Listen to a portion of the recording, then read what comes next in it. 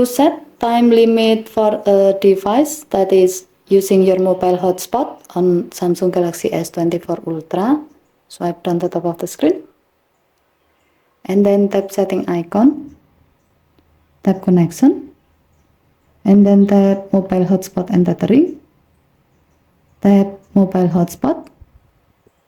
Next, tap on the mobile data set today section. Under connected devices section, tap the required device you like to limit its time.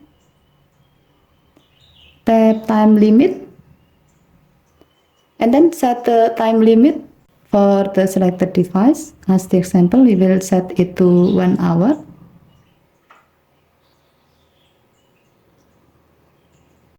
Tap done button. By setting the time limit for a device that is using your mobile hotspot, when the time limit you set is reached, mobile hotspot will automatically turn off and the selected device will be disconnected. As a note, this time limit is a daily limit.